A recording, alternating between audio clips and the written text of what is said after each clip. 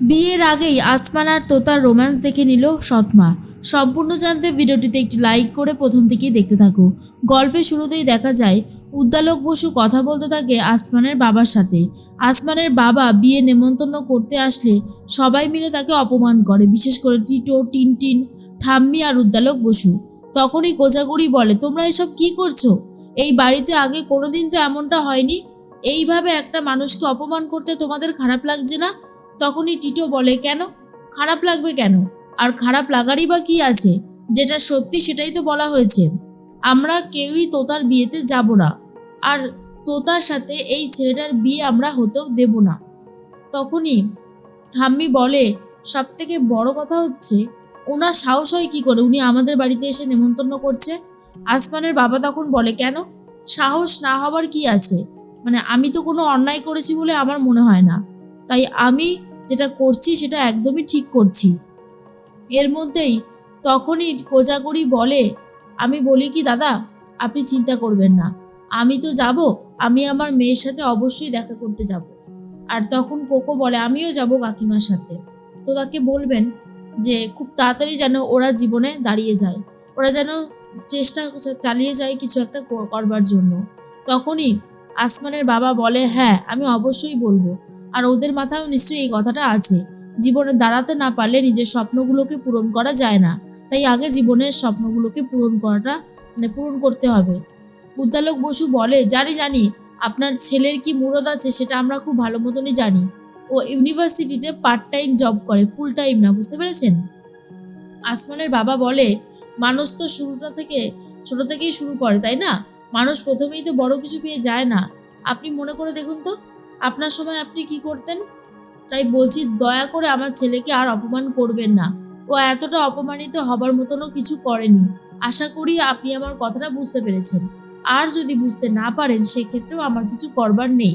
তখনই উদ্দালক বসুর এই সমস্ত কথা একদমই ভালো লাগে না। ঠাম্মি বলে, হয়েছে তো, হয়েছে আপনার কথা বলা, প্লিজ এবার আপনি এখান থেকে জানতো, আমাদের একদম ভালো লাগছে না। কোন সময় এসেছে তার কোনো কাণ্ডজ্ঞান নেই, মানুষের বাড়িতে কখন আসতে হয় সেটাও জানে না। কোজাগুড়ি বলে, মা আপনি শুধু শুধু এই কথাগুলো বলছেন, দয়া করে এই জিনিসগুলো করবেন না, এটা একদমই ভালো লাগছে না। সব থেকে বড় কথা হচ্ছে, যেভাবে আপনি ওনাকে অপমান করছেন, উনি কিন্তু এতটা অপমানিত হবার মতন কিছুই করেনি। তখন তোতাও এদিকে কথা বলতে থাকে আসমানের সাথে। আসমান চলে এসেছে আর বলে, তোমার এখানে থাকতে খুব কষ্ট হচ্ছে তাই না?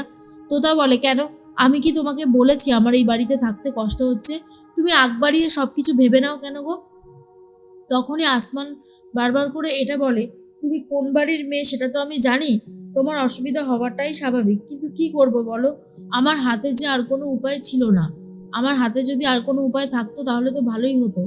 তোতা বলে, এই বাড়িতেই আমার ভালো লাগছে, এই বাড়িতে আমার সব মানুষ রয়েছে, প্রিয় মানুষ, বিশেষ করে তুমি। আর তুমি যেই বাড়িতে রয়েছো সেই বাড়িটা আমার কাছে রাজপ্রাসাদের থেকে কিছু কম নয়, এই কথাটা মনে রেখো। এরপর ঠাম্মি উদ্দালক বসুকে বলতে থাকে, বুড়ো এই লোকটাকে এখান থেকে বার করে দরজাটা দিয়ে দে। টিটো বলে, একদমই তাই, আমরা আপনাকে সহ্য করতে পারছি না, প্লিজ আপনি এখান থেকে যান, আপনার নেমন্তন্ন করা হয়ে গেলে আপনি যেতে পারেন, আর তো কোনো কাজ নেই।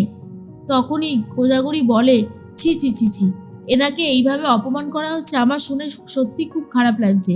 আমি শুধু ভাবছি যে আমাদের বাড়িতে কবে থেকে এইভাবে মানুষজনকে অপমান করা হচ্ছে, মানে আগে তো কখনো দেখিনি, নতুন নতুন জিনিস দেখছি আর কি। ঠাম্মি বলে, আগে অনেক কিছুই এরকম হতো না যেটা এখন হচ্ছে। এর মধ্যেই কোজাগরির কথাই বারবার ভাবে আসমান আর বলে, তোমার মায়ের জন্য আমার গোটা জীবনটাই বদলে গেল। প্রথমে তিনি আমাকে একটা ভালো মানুষে পরিণত করলেন, আর তারপর তোমার মতন একজনকে উপহার দিলেন আমার জীবনে। এর থেকে ভালো আর কি হতে পারে? কোজাগরির কথা এদিকে ভাবতে থাকে আসমান।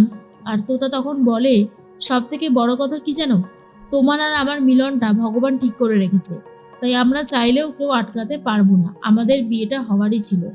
আর কালকেই তো আমাদের বিয়ে, সত্যি আমার কি অবাক লাগছে, মানে দেখতে দেখতে আমাদের বিয়ের ডেটে চলে আসলো। হ্যাঁ, তখনই আসমান বলে, আসতে তো হতোই, কারণ আমি তো তোমাকে ভালোবাসি তাই না, এই বলেই জড়িয়ে ধরতে চায়। আর তখনই তোতা বলে, এই কি করছোটা কি? হ্যাঁ, আমি কিন্তু এখনো তোমার বউ হয়ে পারিনি। আসমান বলে, তাতে কি হয়েছে, তুমি তো এখন আমার ভাবি বউ তাই না?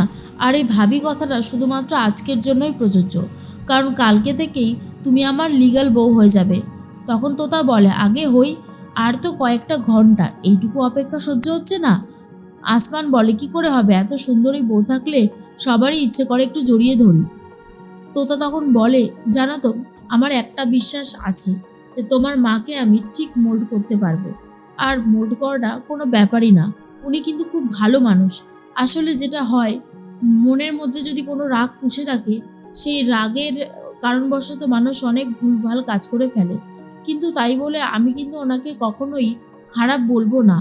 আসমান বলে, তো কিন্তু তোমার তো কষ্ট হচ্ছে তোতা, আমি তো বুঝতে পারছি। তোতা বলে, কে বলেছে তোমাকে আমি বলেছি যে আমার কষ্ট হচ্ছে? তাহলে তুমি এই ব্যাপারটাকে নিয়ে এত ভাবছো কেন? আমার কোনো কষ্ট হচ্ছে না, বরং এটা জেনে রাখো যে আমার এই বাড়িতে ভালো লাগছে। অন্যদিকে কোজাগরী উদ্দালক বসুকে বলে, আজ যেটা তুমি করলে সেটা অনেক অন্যায় করলে, এটা একদমই তোমার করাটা উচিত হয়নি। জীবনে আমার মেয়ে যে সিদ্ধান্তটা নিয়েছে, আমি কোনোভাবেই মনে করি না সেই সিদ্ধান্তটা ভুল, সেই সিদ্ধান্তটাই ঠিক। আমি বলছি, আর কয়েকটা দিন পরে তোমরা নিজেরাই মিলিয়ে দেখে নিও যে আমার তোতা কত দিন কতটা ভালো আছে। আর কয়েকটা দিন, তারপরেই সব কিছু সামনে চলে আসবে। তোতার কথাই বারবার ভাবে কোজাগরী, আর বলে, চিন্তা করিস না মা, তোর সাথে দেখা করার জন্য যদি রাস্তায় গিয়ে দেখা করতে হয় তাহলে আমি সেটাই করব, কিন্তু আমি তোকে ছাড়া থাকতে পারবো না। এর মধ্যেই তখনই আসমান তোতাকে জড়িয়ে ধরেছিল আর চলে এসেছিল আসমানের সৎমা, আর বলে, এ বাবা, এ আমি কি দেখলাম? তখনই তোতা বলে, না না আন্টি, তুমি একদম ঠিক সময়ে এসেছো, আরে আসমানের চোখে কিছু একটা পড়েছে তো তাই ঠিক করে দিচ্ছিলাম। তখনই আসমানের সৎমা বলে, তা চোখে যখন কিছু পড়েইছে জলে ছিটে দেওয়া হোক। আর শোনো, বেলা তো অনেকটা হয়ে গেছে, তুমি খেয়ে নেবে, চলো। তখন তোতা বলে, না না মা, আমি এখন খাবো না, তুলি আসুক তারপর খাবো। এরপরে আসমানের মা তখন বলে, এই তুমি আমাকে কি বললে? মা? আমি কি তোমাকে অনুমতি দিয়েছি আমাকে মা বলার জন্য, যে তুমি যে আমাকে মা বললে? তখন তোতা বলে, তাহলে কি বলে ডাকবো? আন্টি, কাকিমা, এইসব বলে ডাকলে আপনি খুশি হবেন? আপনি যা বলবেন বলতে আমি সেটাই বলবো, কিন্তু আপনি কতটা খুশি হতে পারছেন সেটা কিন্তু আপনার উপরেই নির্ভর করছে। এরপরে আসমানের মা তোতাকে দেখে অবাক হয়ে যায় যে এতটা ভালো একটা মেয়ে, সত্যি, কিন্তু বাবা মা মেনে নিচ্ছে না, এটা ঠিক হচ্ছে না। কিন্তু এইসব কথা অবশ্য আসমানের সামনে বলে না, কারণ আসমানের সামনে বললে ছোট হয়ে যাবে, তাই এইসব কিছুই বলছে না। আর অন্যদিকে তোতাও খুব খুশি আসমানের মা আস্তে আস্তে তাকে মেনে নিচ্ছে বলে।